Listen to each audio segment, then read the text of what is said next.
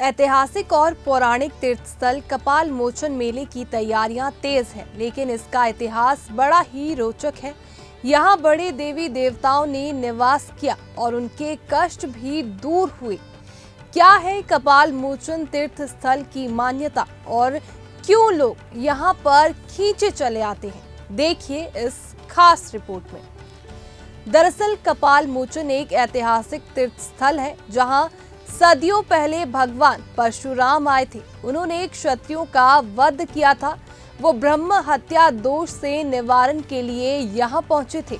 इसके अलावा भगवान शिव भी यहाँ ब्रह्म हत्या के दोष से छुटकारा पाने के लिए आए हुए थे।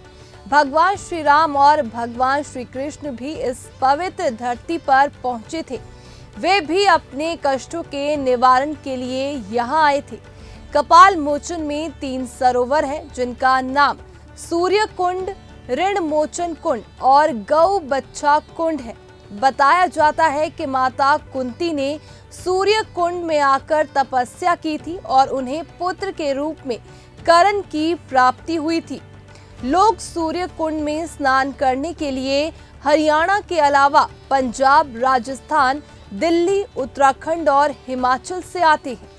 बहुत से श्रद्धालु यहाँ पर स्थित बेरी के पेड़ पर धागा बांधकर पुत्र रत्न की प्राप्ति भी करते हैं।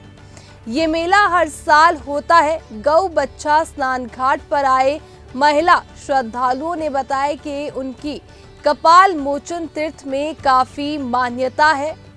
गौ बच्छा स्नान घाट पर आई महिला श्रद्धालुओं ने बताया कि उनकी कपाल मोचन तीर्थ में काफी मान्यता है। जब से वे यहाँ आते हैं उनके दुख दर्द खत्म हो गए हैं। श्रद्धालुओं के लिए यमुनानगर प्रशासन 3 महीने पहले से ही तैयारियां शुरू कर देता है। बिलासपुर के एसडीएम जसपाल गिल ने बताया कि हर बार की तरह इस बार भी श्रद्धालुओं को कोई परेशानी नहीं आएगी। उनके रहने और खाने का पूरा बंदोबस्त किया गया है। सुरक्षा की नजर से 100 से ज्यादा सीसीटीवी और पार्किंग की भी व्यवस्था की गई है। हम 20 साल थे जे हम तो आवा 50 साल लगो रहती है इसमें आवा मंदिर में और बेटे हमारी सब पूरी करा। तो बहुत लोग आते हैं यहाँ से और भी? हाँ, सब लोग आंदे बिच सब रसी अपनी मानता मांग कर जाए। तो मान्यता है जब मेला लगता है इससे पहले आते हैं जी? हाँ जी, पहले हैं जी। आपकी मनोकामनाएं पूरी हुई? हाँ, सब पूरी हुआ जी। मैं तो मानते हो आप इसे? हाँ जी, मानना हम तो पूरी हुआ हमारी। जी, क्या नाम है आपका?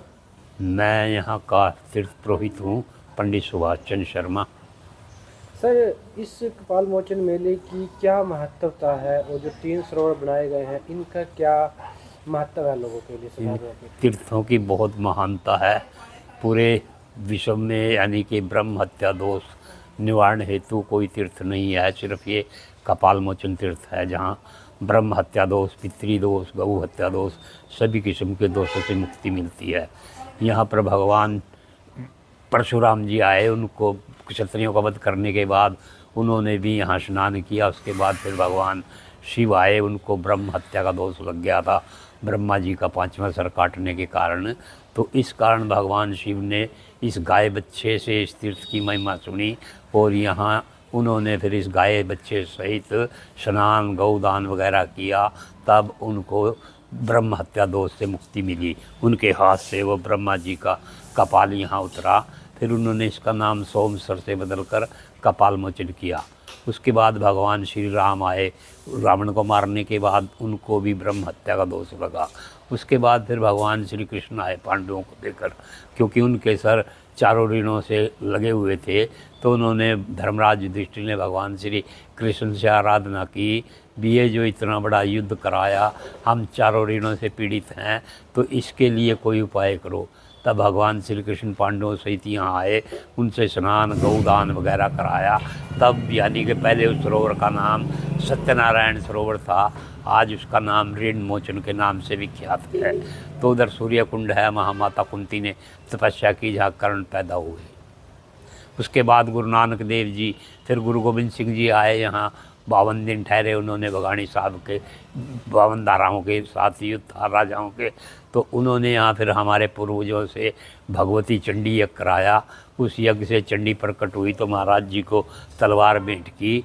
तब यानी कि फिर 52 धाराओं के राजाओं के साथ युद्ध जीतने के बाद उन्होंने 700 सिखों को नई पुरानी पगड़ियों से नई पगड़ियों का चमत्कार किया और यही शस्त्र वगैरह धोए उन्होंने।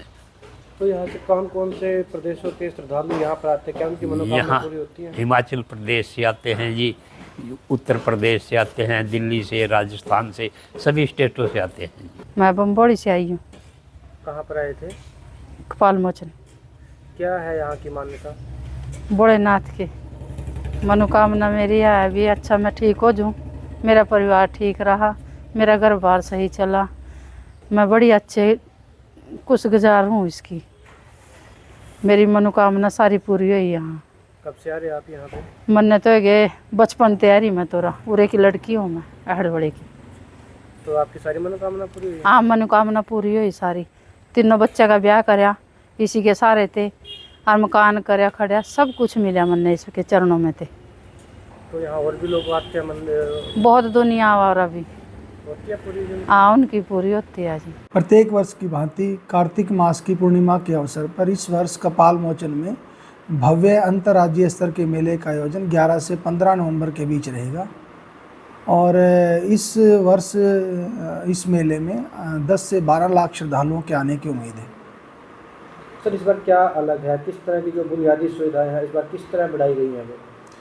मेले की तैयारियां हमने लगभग 3 महीने पहले शुरू कर दी थी, जिसमें तीनों सरोवरों की अच्छे से सफाई व्यवस्था के बाद उन सरोवरों में हमने जल भराव का कार्य शुरू कर दिया है और श्रद्धालुओं को किसी तरह की कोई परेशानी ना हो, इसलिए श्रद्धालुओं के लिए सभी मूलभूत जो सुविधाएं उनको मिले इसका पूरा ध्यान पहले भी रखा गया था और आगे भी रखा जाएगा। सर कितने श्रद्धालु यहाँ पर आते हैं, क्योंकि लगातार आप जो है मेले को कवर कर रहे हैं, सारी सुविधाएं आप मुहैया करा रहे हैं, कितने जो है सर श्रद्धालु आने की इस बार उम्मीद है? 8 से 10 लाख श्रद्धालु हर वर्ष मेले में आते हैं, तो इस वर्ष और अधिक संख्या में श्रद्धालुओं के आने की उम्मीद है।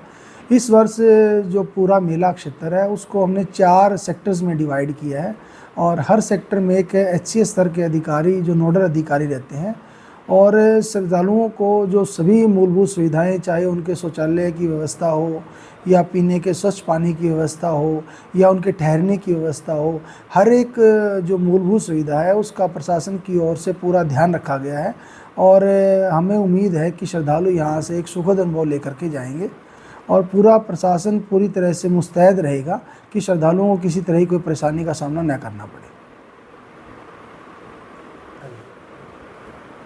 सर कुछ जो बाहर से श्रद्धालु आएंगे उनका रहने का किस तरह का बंदोबस्त जो है इस बार किया जा रहा है? हम हर वर्ष परमानेंट इंफ्रास्ट्रक्चर है जो उसको बढ़ाने का प्रयास कर रहे हैं, तो इस वर्ष भी हमने चाहे वो स्थायी शौचालयों के निर्माण की व्यवस्था हो उसमें हमने 12 से 15 स्थायी शौचालयों के निर्माण की व्यवस्था की है और यात्रियों के ठहरने के लिए यात्री निवास का निर्माण करवाया है और इसके अलावा जो भी हमारी धर्मशालाएं हैं या जो अन्य स्थान है वहाँ भी श्रद्धालुओं के ठहरने के लिए जो व्यवस्था है उसकी संख्या उसको और अधिक अच्छे ढंग से करने का प्रयास किया गया है। तो श्रद्धालुओं को हर एक सुविधा देने के लिए प्रशासन पूरी तरह से तैयार है और इस वर्ष हमने जो पूरा मेला क्षेत्र है उसमें 100 से अधिक कैमरों की व्यवस्था की है, तो सारा मेला कैमरों और ड्रोन की निगरानी में रहेगा, कोई भी ब्लैक स्पॉट नहीं रहेगा। और पिछले साल जैसा हमने देखा कि श्रद्धालुओं ने बड़े अच्छे ढंग से अपनी पूजा अर्चना की और अपनी आस्था की डुबकी लगाई, तो इस वर्ष भी पूरी उम्मीद और विश्वास है कि हम एक सफल मेले का आयोजन करेंगे और श्रद्धालुओं को सभी मूलभूत सुविधाएं देने का प्रयास करेंगे।